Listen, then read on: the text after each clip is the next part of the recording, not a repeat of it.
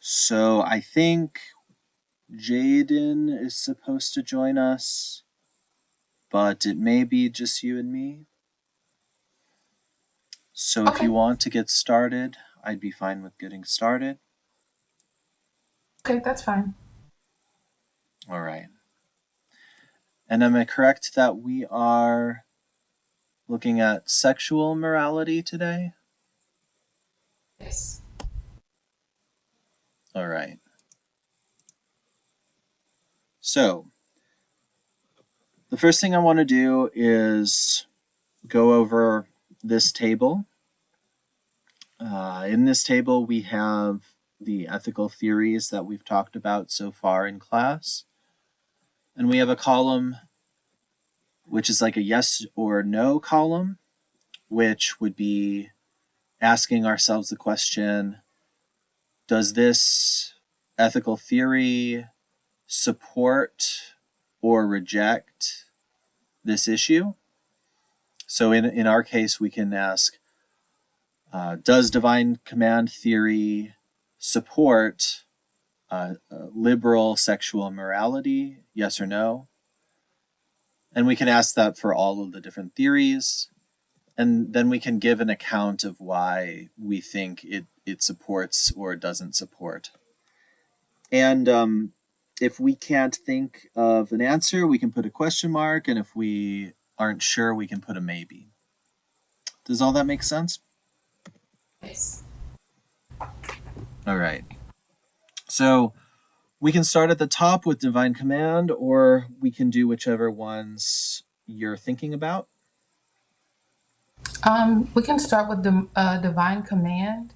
Okay. I said no because if we're thinking of like divine, so coming from God, that sex should be between a man and a woman in marriage, and possibly it could even go to like only for procreation purposes. Okay.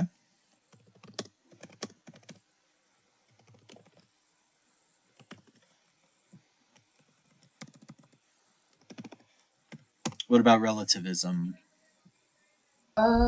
Relativism, kind of on the fence when I thought about that one. I guess Okay. it would be based off of whatever your community or society um, says is okay. So if they say it's moral to be sexually liberated, then yes, and if not, then no. Okay. How about these next ones? Egoism, hedonism, desire satisfaction. For egoism, that one is a maybe as well. I was thinking in the terms of only if it benefits the person. So if it's something that the egoist wants, then yes, but if not, then no. Okay. So they want He- sex. They're gonna get right, sex because it's what they want. Yeah. exactly.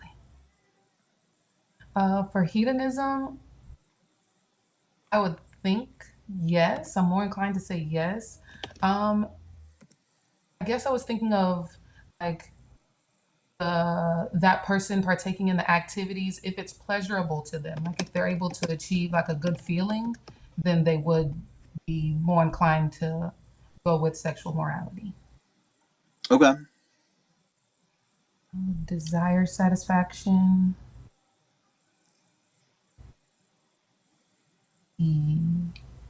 Yeah, maybe. I would say maybe, but if their desire is fulfilled. So if it's not, then no. If they desire to have sex, then I guess in that moment, then yes. Okay. So if the person is desiring sex, uh, but let's take an example like an asexual person. For them, it wouldn't be their desire, right? Because they're asexual. Yes, agreed. Okay.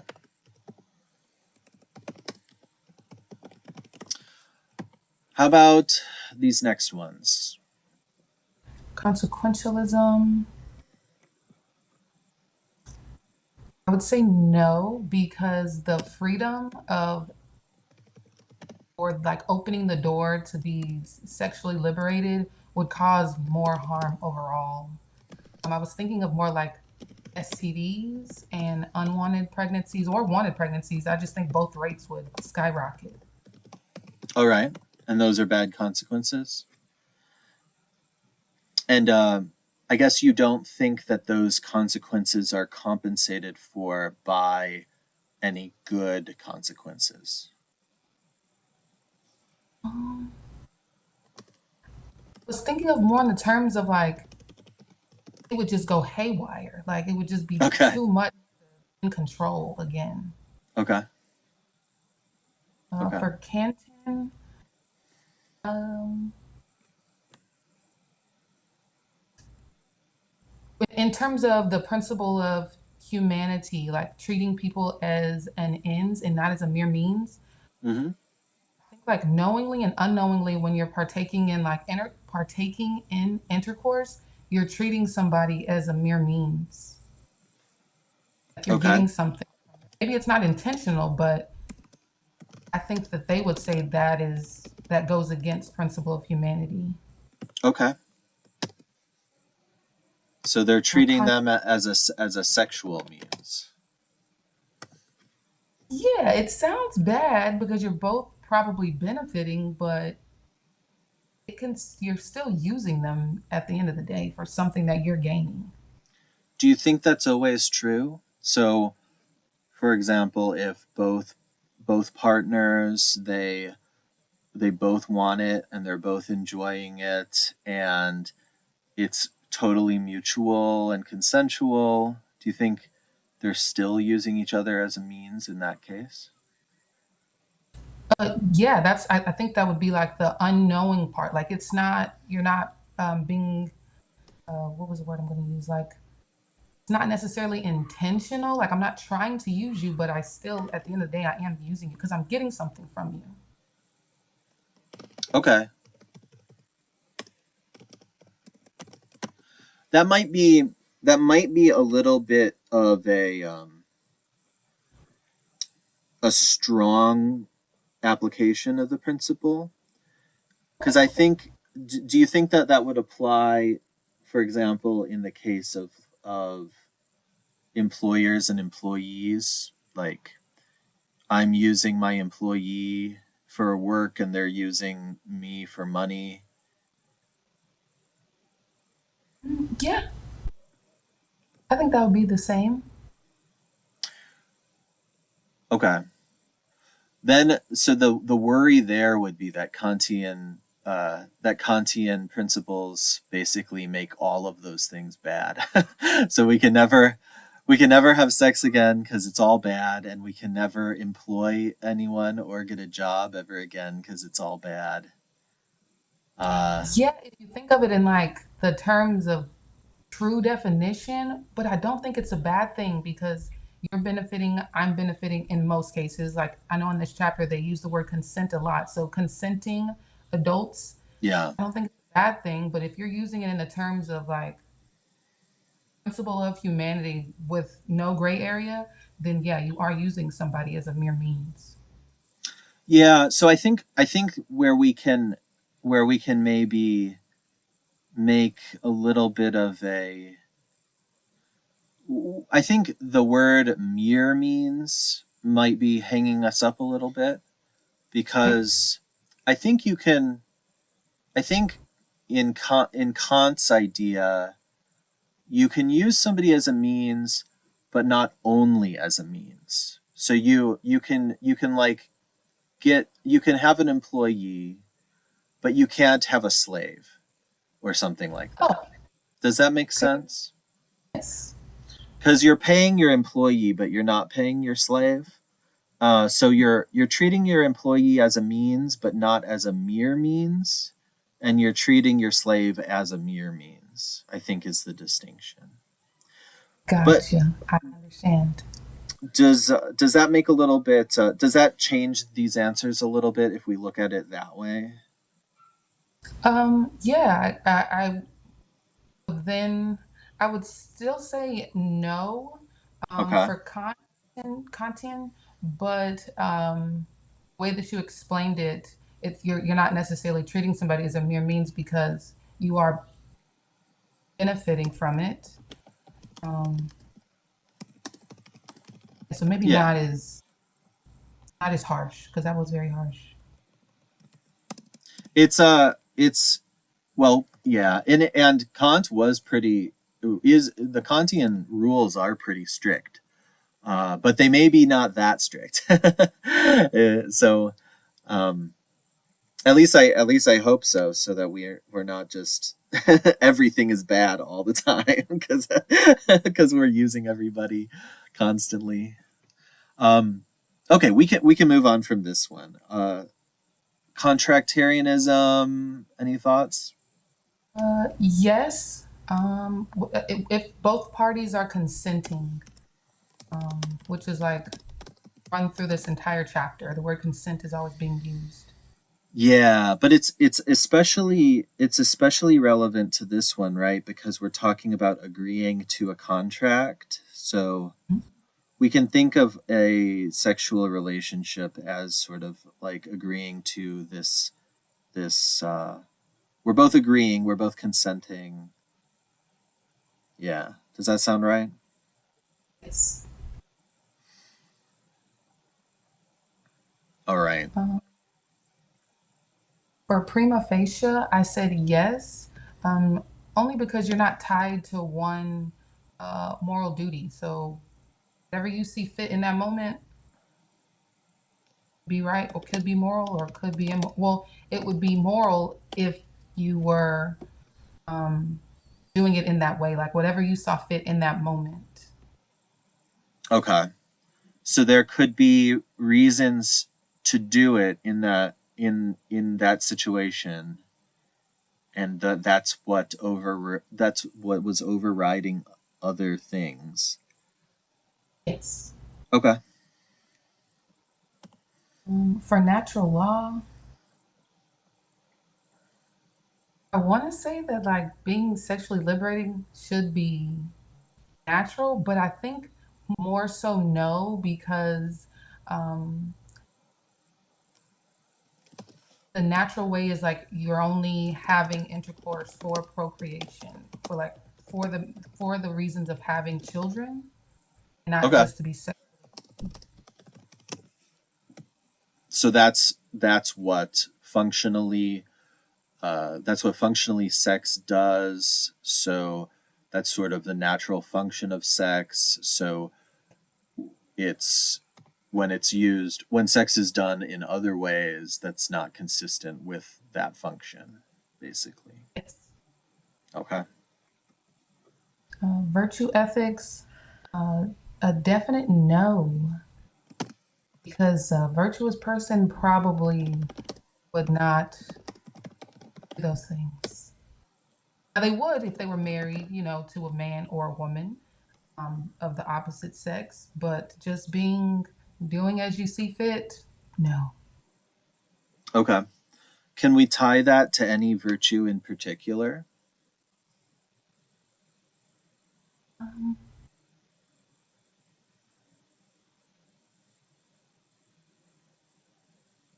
I'm not quite sure. I honestly forgot the virtues. That's okay. I was thinking of moderation, which is just a sort of a general idea. You don't do anything too much or too little, right? Yes, I could agree with that. Okay, almost done. Feminist ethics, ye- yes, if it liberates a woman, like if she has the power. Um, and then no, because it can kind of be objectifying to women, like a maybe. Okay. So yes, no, maybe. Yeah.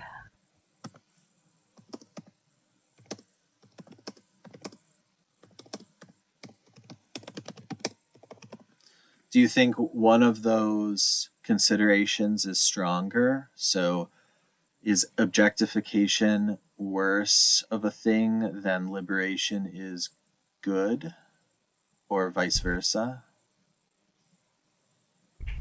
Well, they're both battles that have been going on for decades. I think objectifying would be worse because that plays into like gender roles and I guess just how society sees women. Like, I would think that objectifying them would be worse than liberating a woman. Okay, so objectifying them, that's like bad in a way that is heavier. It's a heavier badness than the goodness of liberating them. Okay. Yes. 'Cause it seems like you might be taking like years, like steps backwards. Okay. Okay. Yeah, I don't know how you would measure such a thing, but it's an interesting question. Mm. What about care ethics? That's our last one here. Care ethics.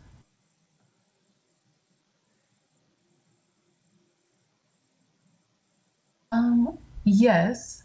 If you're caring for the other person, and is, if it's beneficial to a healthy relationship. So it's more about like building relationships. So if you're able to build relationships through like sexual liberation, and it's not about yourself. So it's not self pleasure for you. It's more about other people.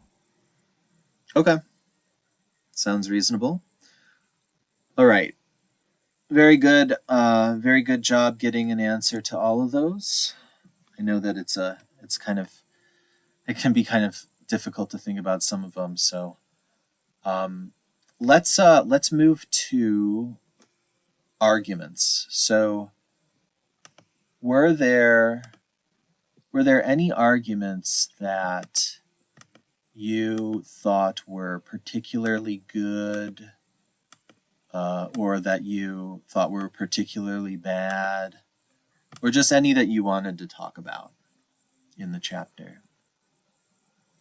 Um, so I don't like 100% agree with it, but I'm more like not on the fence, but I'm kind of like hanging on the other side of the liberal agreement.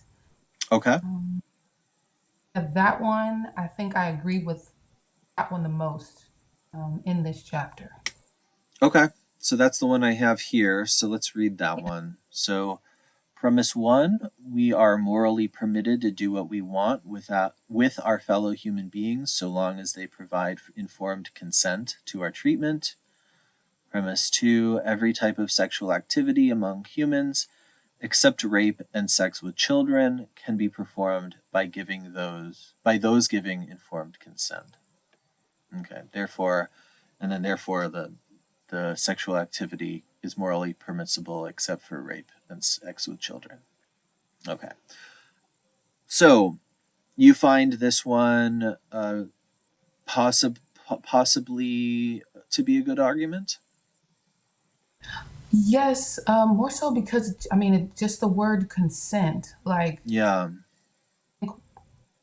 when you're talking, even discussing like a sexual relationship with somebody, the word consent should be like at the top of your priority. So putting that into an argument, I think it makes it, at least for me, valid. Like getting consent from somebody, you're really not doing anything immoral. Yeah. Okay. Yeah. So consent, in this argument, consent is like a red line where Mhm. things on one side of the red line are good and on the other side of the red line are bad, and the line is determined by consent. Mhm. Okay. Let's look at the counters then to see if we can poke any holes in it. So we can think about whether or not we want to disagree with either premise one or premise two. So I guess for premise one, do you think there's ever an example of a case where the sex is wrong, even though everybody consented? So, like, uh, I consented, and they consented, that, but it still was wrong. What do you think? So, I mean, you see, like it's happens in the news in like trial cases of someone saying, "Well, she gave me consent," or "He gave me consent," and then you have to like deep dive on how was the consent given? Was it under threat? Was it, maybe they weren't in their right state of mind? You may have thought they were. Maybe drugs or alcohol could be involved. So there can be a lot of gray area. And also, like, what type of consent did you get? Because it could be like bodily, like someone with their body saying yes or no, or them verbally saying it. Because in this argument, it doesn't say, it doesn't specify what type of consent you can give, what Okay. type of consent needs to be given. Okay. So that's a good point that consent can be unclear. And then we Mhm. have to sort of determine what counts as what counts as a consent given that sort of given all of these vagaries that you're talking about, like the fact that we can be all in altered states of mind, language is confusing, relationships are complicated, all of Mhm. these things can make determining consent difficult. That all seems true, right? So, so I guess my thought there though is that probably doesn't totally counter premise one because presumably, so consent might be vague, but assuming if we just sort of like assume that there is a right answer, we just aren't sure what the right answer is, uh, then we still are agreeing with premise one, I think. Does that make sense? Yes. Can you think of any of those cases where you do think premise one gets violated? I can try to throw some examples at you if you Oh, want. yes. So one example might be incest. Mm. So let's say let's say you have like a brother and sister and they consent. Does does that make incest okay? No, absolutely not. But going on with this argument said, then yes, because there's nothing that says anything about incest. It just says that you need to have consent. Right. So the liberal argument presumably would be okay with incest. Yes. So what makes incest bad then? If it's totally consensual incest, what is it that we're thinking of when we think that incest is bad? I never really thought about it. I, I think, I mean, I know it's like bad, but I think it's more so on like the scientific side of it is that it can do a lot of harm because when those, when genes that are too much alike, when they mix, it never turns out good. It Okay. can turn out if you just allow people to engage in that activity, it would probably be terrible for society. Okay. So does that have to do with like genetic defects and stuff? Yeah. You mentioned science being a part of it. Yeah, I think the genetic part of it would be terrible. Okay. So it's like a consequentialist thing that we're trying to avoid horrible genetic effects. So incest is bad. Yes, and then society also, well, relativism. Society, some societies say that that is just absolutely the worst thing you could probably do sexually. Yeah. What if we change it and we say that the incest happens, it's still consensual, But he has a condom and she has birth control. So the chances of having a baby are vanishingly small, so small that the consequences can be sort of dismissed. Do we think it's still bad?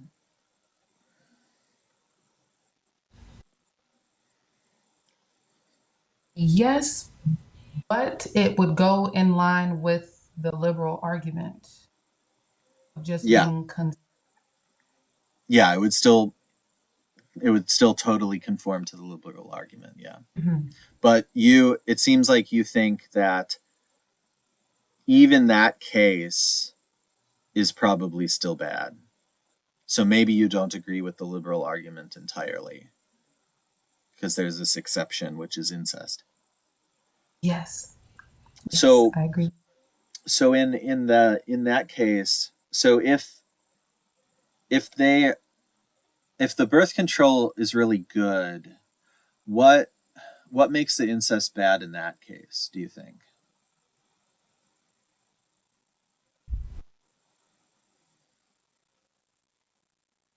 It's just I hate to use the word weird, but it's just like it's family. You guys literally share genes. Okay. So I don't see it's just very out of all the people in this world, you want to have those relations with someone who is so closely related to you. Okay. I don't know if you've ever seen the Whitaker family. The You've ever heard any Whitaker. No, I'm not sure. Yes, they sorry to get off topic, but there's a guy that he does YouTube. It's called Soft White Underbelly. And he had the family called they were the Whitaker family and they were involved in incest and Okay. boy, the outcome is not good. I mean, they literally don't speak. Can't speak. They can't speak, like No. the The whole children family. can't speak, Mhm. and that's because of genetic issues. Genetic issues and where they are. They live in like in the mountains kind of. So very remote and no one can speak and they're very mentally delayed. Okay. Okay. So incest is not good. Yeah, so it seems like one of the bad things you mentioned is the genetics, the genetic abnormalities, and the other thing you mentioned is sort of something about something like there's this that families are somehow this special relationship that isn't supposed to be uh, sexually involved or something like that. So the brother and sister relationship is somehow different from other relationships. Does that sound Yes. right? Like what you Mhm. were going for? Okay. Sorry to plunge you down this weird rabbit hole, but it's related to the topic, so um, it's interesting. It's interesting questions to ask. So, but ultimately, it actually seems like you are favoring countering premise one. Uh, and I don't think we have to talk about premise two because I think premise two is kind of definitional. So it seems like premise two, like rape, is just sex without consent. And then if we say that children can't consent, then that's also just sex without consent. So it seems like premise two is true, but we maybe rejected premise one if we don't like incest, basically. Okay. Yes. Okay. Were there any other of these that we want to talk about? I didn't really understand the family values argument. Okay. So this is an argument against homosexuality, right? Mhm. So I have it on the screen, so let's read it. So if a practice is contrary to family values, then it is immoral. homosexual relations are contrary to family values, therefore homosexual relations are immoral. So what part of that argument is hanging you up? Um, premise one talks about family values, but if it's Okay. contrary to family values, then it's immoral. So when I was thinking of family values, I was thinking of just something that your family prioritizes, whether it be like happiness or commitment or like love. Um, those things came up as family values, not necessarily homosexual relations. Sure. I didn't see that as a family value. I mean, if that's something that your family values, then that's okay, but I didn't see that as a family value. Well, so premise two is saying homosexual relations are contrary to family values.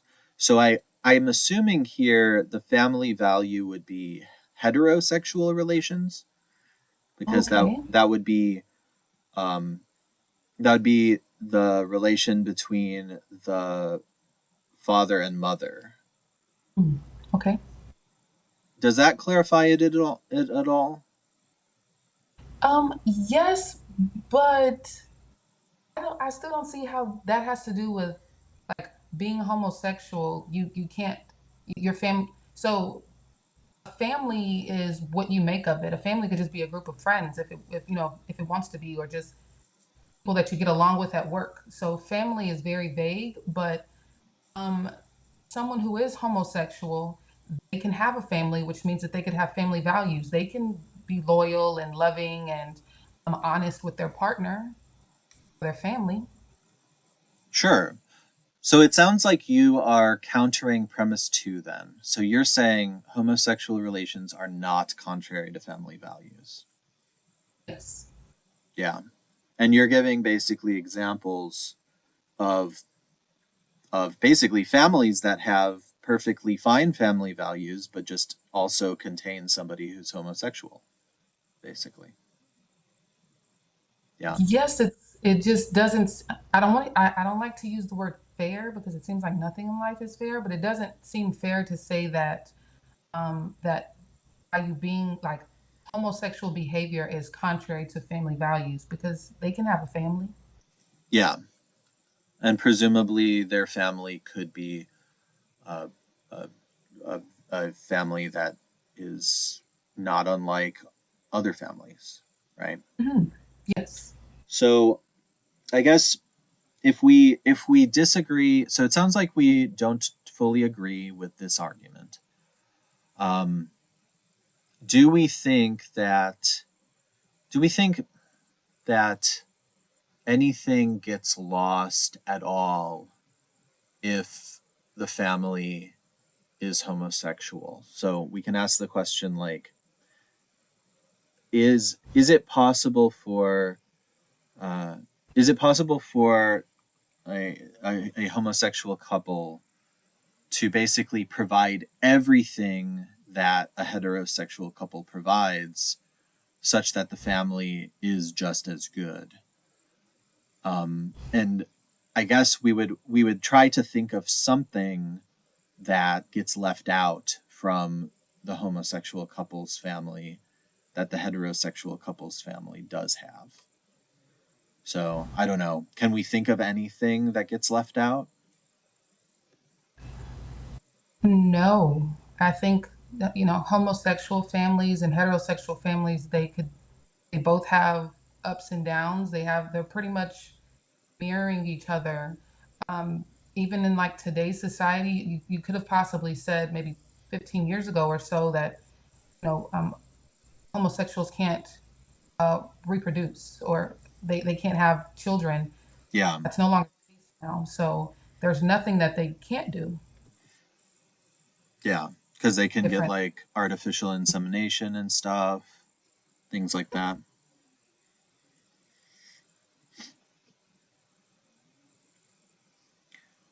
Okay.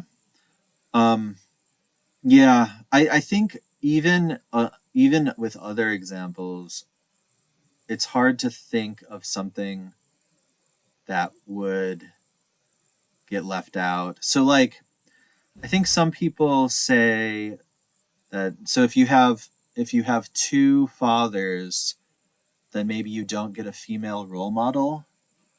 Uh, but I don't actually think that's true, because you could get female role models from other places. So like other, you could get your aunt or your grandma or your teacher. Um, so even a case like that doesn't seem like you're losing out really to me. What do you think? I don't think you'd be losing out when it comes to that because, like you said, it's about having like a community, a family, a village to help. Yeah. It's not even like a deficit because you can get that love from anybody. There's nothing that says that you have to get specific type of love or care from a woman because not all women give that type of love or that or are even interested in that to a child or somebody. So it doesn't have to do with your sex. It has nothing to do with man or woman. It's you can get that love from a father, honestly. Yeah. Yeah. Okay. So it sounds like we aren't very sympathetic to this particular argument. Um, Actually, we can talk about premise one as well. So Okay. do you think that, so the counter to premise one would be a practice is contrary to family values, but it is not immoral. So for this one, we can try to think of examples of things that are totally moral, but they're just not family values. Can you think of anything like that? Moral, not family values. Um, I can't. Do you have any examples? Let's try this example. Let's say I am a bachelor and I just want to be a bachelor for the rest of my life and never want to marry anybody, never want any kids. I just want to live alone and do my bachelor stuff. Am I being immoral by being a bachelor like that?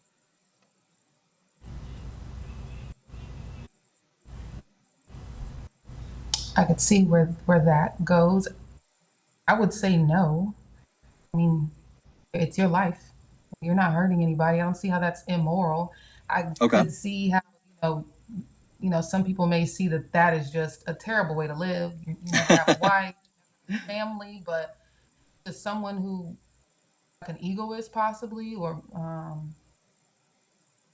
like someone who believes in hedonism, like it would be fine for them. Sure, sure.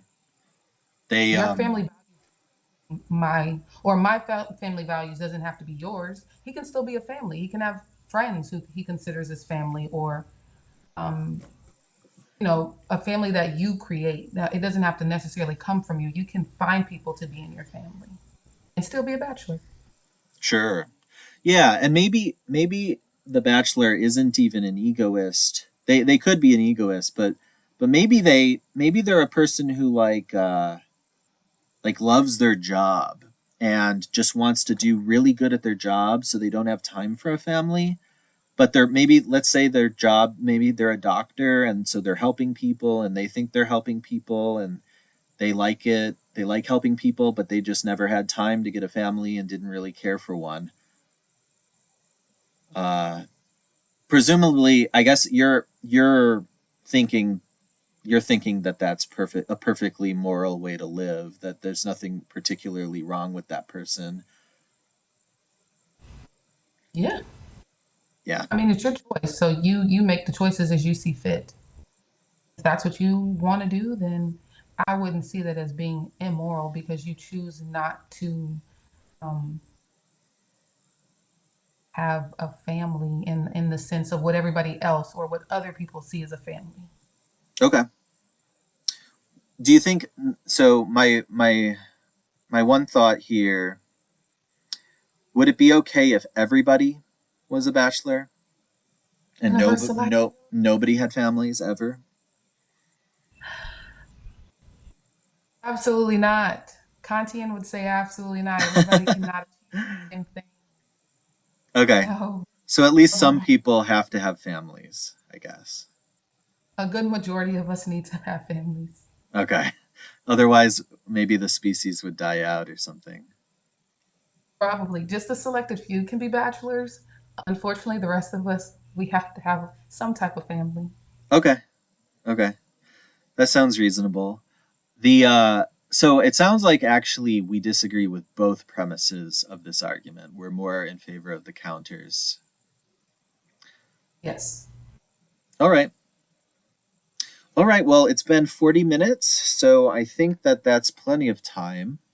Do you have any last thoughts that you want to get off your chest? Um, but we don't have to cover it. But the prostitution argument just went way over my head when they said that adult prostitutes do not provide informed consent to selling sexual services, and I'm like, um, what else could they be selling? Why else would she be there on the street or on like Instagram selling those things? I don't see how that's not consent. She's selling something. It's obvious. On Instagram, you say. Yeah. I'm What not else? aware of this.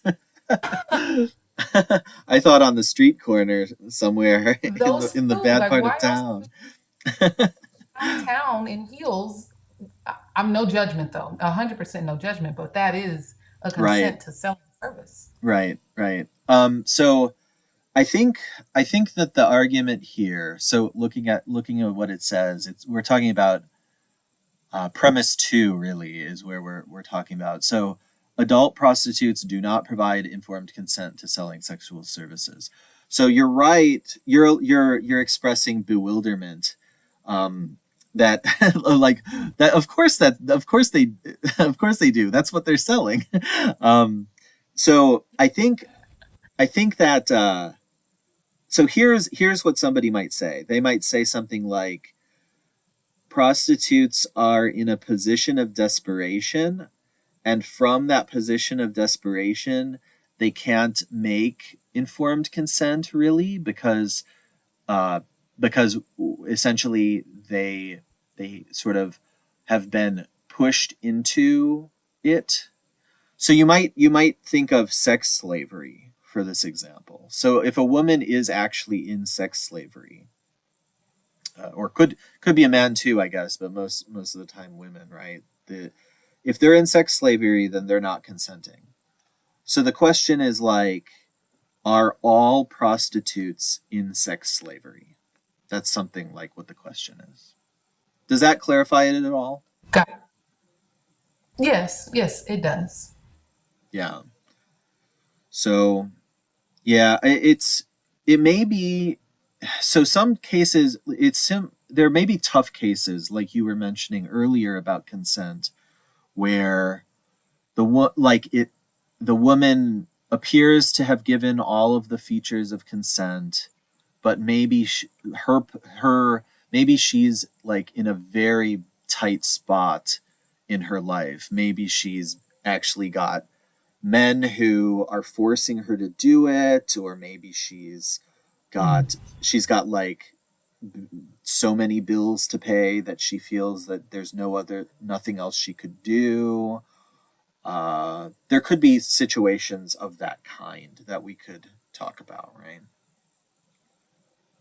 Gotcha. Yes, sir. Okay. Well, I hope that clarifies it. We don't have to talk any more about it if you don't want to.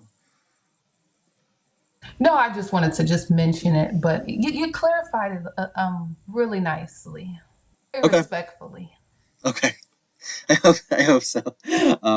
It's hard to always be completely respectful when talking about sexual morality, but we can try our best. All right. So I will see you next time then. Yes, sir. Thank you so much. Okay. Have a good night, Brianna. You as well. Bye bye.